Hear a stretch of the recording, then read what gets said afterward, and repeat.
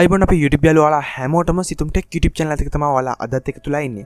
ඉතින් ඔයාලට මතකයිද මම කලින් වීඩියෝ එකේදී OnePlus 8 Pro mobile phone එකේ සියලුම specifications සහ ඒකේ price range එක සහ මේ දේවල් ඒකේ full mobile phone එක පිළිබඳව වෙනමම preview එකක් එක්ක ඔයාලට වීඩියෝ එකක් මම කරා. ඉතින් ඔයාලට පුළුවන් ඒ වීඩියෝ එක බලලා නැත්නම් දැම්ම බලන්න. ඉතින් යාළුවනේ මේ වීඩියෝ එකේදී මම කලින් ඒ වීඩියෝ එකේදී කිව්වා මේ ඊළඟ වීඩියෝ එකේදී මම කැමරා ටෙස්ට් එකක් එක දානවා කියලා. ඉතින් යාළුවනේ අද කතා කරන්නේ OnePlus 8 Pro එකේ කැමරා ටෙස්ට් එකක් ගැන. ඉතින් ඔයාලට බලා ගන්න පුළුවන් මේ තියෙන්නේ OnePlus 8 Pro එකෙන් කැප්චර් කරපු ෆොටෝස් කිහිපයක්. ඉතින් යාළුවනේ මේ ෆොටෝස් කිහිපය ඇත්තට මේ ෆොටෝස් වල මේක කැප්චර් වෙන්නේ මේන් කැමරා එක quad කැමරා සෙටප් එකකින් තමයි මේක බලගන්නලා තියෙන්නේ මේකේ කැමරා සෙටප් එක. ඒ වගේම මේකේ 48 මෙගාපික්සල් wide camera එකක් ultra wide එක 48 megapixel ඒ වගේම 8 megapixel telephoto එකක් සහ 5 megapixel depth camera එකකින් තමයි මේ කැමරා එක බලගන්නලා තියෙන්නේ. ඉතින් ගොඩක්ම details capture කරන්න අවස්ථාව තියෙනවා. ඒ වගේම videos record කරන්න පුළුවන් 4K videos record කරන්න මේ දේවලුත් මේ main කැමරා එකේ අවස්ථාව තියෙනවා. ඉතින් ඔයාලට බලා ගන්න අවස්ථාව තියෙනවා මේ කැමරා එකේ qualities සහ මේකේ detail ගතිය ගොඩක්ම ඉහළ මට්ටමක detail ගතියක් එක්ක මේකේ photos අපිට බලා ගන්න අවස්ථාව තියෙනවා.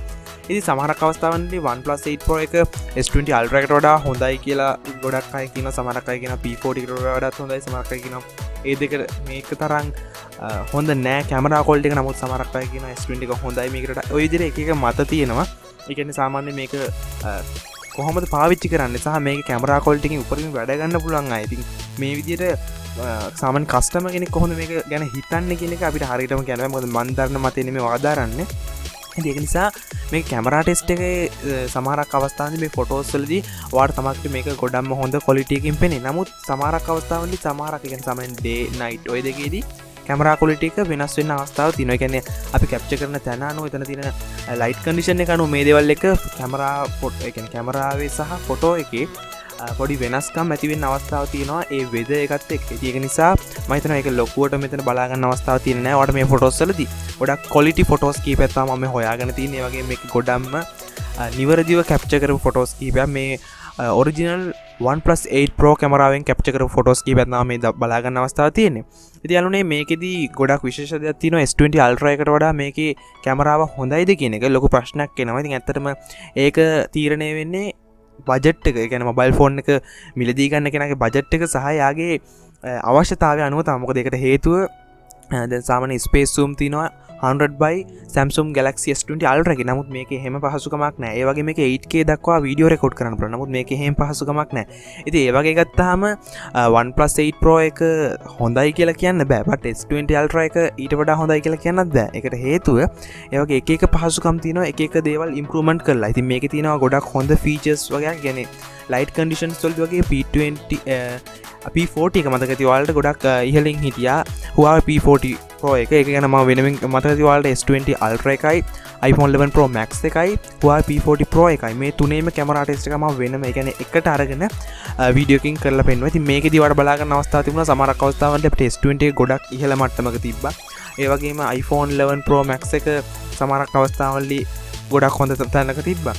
ඒ වගේම ඒ අවස්ථාවලදී සහ එක එක ලයිට් කන්ඩිෂන් වල මේක වෙනස් වෙනවා. ඉතින් මේ තියෙන්නේ P40 Pro එකේ ගත්ත කැමරා ඒක මේ කැමරා කැප්චර් කරපු ගොඩක් හොඳ ෆොටෝස් කිහිපයි. ඉතින් මේකේ විශේෂත්වය තමයි OnePlus 8 Pro එකේ අපි දන්නවා මේකේ මේ කලර්ස් අතින් ගත්තොත් පොඩ ඉහළ මට්ටමක ඉන්න OnePlus 8 Pro එක. ඒක අපිට බලා ගන්න අවස්ථාවක් තියෙන මේ ෆොටෝස් වලින්ම. ඒ වගේම ගොඩක් ඩීටේල්ස් අතුත් ෆොටෝ එකක් කැප්චර් කරන්න අවස්ථාවක් මේ OnePlus 8 Pro එකට ලැබිලා තියෙනවා. ඒ වගේම මේකේදී තවත් පහසුකම් තියෙනවා. මේ ඩිස්ප්ලේ ගැන කතා කරොත් මේ කැමරාවකට පැත්තකට කියලා ඩිස්ප්ලේ ගැන කතා කරොත් මේකේ 120 රිෆ්‍රෙෂ් රේට් එකක් තියෙනවා. ඉතින් මේක ගොඩක් ගේම්ස් වගේ ප්ලේ කරද්දී ගොඩක් හොඳ ඉම්ප්‍රූව්මන්ට් එකක්. ඒ වගේම මේකේ 5G තියෙනවා. ඉතින් ඔයාලට මේ දේවලුත් බලා ගන්න අවස්ථාවක් තියෙන්නේ. මේ වෙද්දි මොබයිල් ෆෝන් එකක් රිලීස් වෙද්දි ෆ්ලැග්ෂිප් ඩිවයිස් එකේ මොබයිල් ෆෝන් එකක් රිලීස් වෙද්දි ඩිස්ප්ලේ එක ගැන ඒ වගේම කැමරා එක පිළිබඳව ගොඩක්ම සැලකිලිමත් වෙනවා. මොකද ගොඩක්ම සුපිරි එක්ස්පීරියන්ස් එකක් කස්ටමර්ට ලබා දෙන්න පුළුවන් ඉන්න විදිහට තමයි මේ කම්පැනිස් නිර්මාණය කරන මේ මොබයිල් ෆෝන්ස්. ඉතින් මේ තියෙන කැමරා ක්වොලිටි එකත් ඔයාලා බලා ගන්න පුළුවන්. ගොඩක් ඉහළ මට්ටමක සුපිරි වීඩියෝ එකක් පවා රෙකෝඩ් කරන්න පුළුවන්. සුපිරි කැමරාවක් මේ OnePlus 8 Pro එකටත් ලබා දීලා තියෙනවා. ඉතින් මේ සාම්පල්ස්ලින් වාට හිතාගන්න පුළ 1+8 Pro කියන එක ගොඩක් ඉහළම මට්ටමක තියෙන මොබයිල් ෆෝන් එකක් කියලා. ඒ වගේම මේ කැමරා ක්වොලිටි එකත් ගොඩක් හොඳ මට්ටමක තියෙනවා. ඒ වගේම මේකෙදී කැමරාව ගැන කතා කරා වගේ මේකේ තවත් ඩිස්ප්ලේ ගැන කතා කරොත් තවත් මේ විදිහට ගොඩක් ෆීචර්ස් එකතු වෙලා තිනවා 1+8 Pro එකට. ඉතින් ඒක ඔයාගේ මතය. සමහරකට මේක S20 Ultra එක තරම් වාට හොඳ නැතුව තියෙයි. ඒ වගේම P40 එක මීට වඩා මේ දෙකට වඩා හොඳ ඇති. ඒක තීරණය කරන්න ඕනේ ඔයා. ඉතින් ඔයාට පුළුවන් කමෙන්ට් සෙක්ෂන් එකේ පිළිවෙල දාන්න 1+8 Pro කැමරාවටද කැමති. එහෙම නැත්නම් Huawei P40 Pro එකටද එහෙම නැත්නම් S20 Ultra එකටද එහෙම නැත්නම් iPhone 11 Pro Max එකටද කියලා. ඉතින් ඒක ඔයාගේ අදහස් පළවෙනියෙන් කමෙන්ට් කරන්න. අපි තවත් වීඩියෝ ඉක්මනට හමුවෙමු. පළලා තියෙන රතු පාට subscribe බටන් එක අනිවාර්යෙන් subscribe කරන්න. මේ වගේ latestම videos ඔයාලකට ගෙන්න ගන්න. ඉතින් mobile phones ගැන ගොඩක් interesting නම් අනිවාර්යෙන් subscribe කරන්න. වගේ අදහස් පළවෙනියෙන් කමෙන්ට් කරන්න. අපි මොනේ තවත් වීඩියෝ හමු. ඔයාලා හැමෝටම ජය වේවා.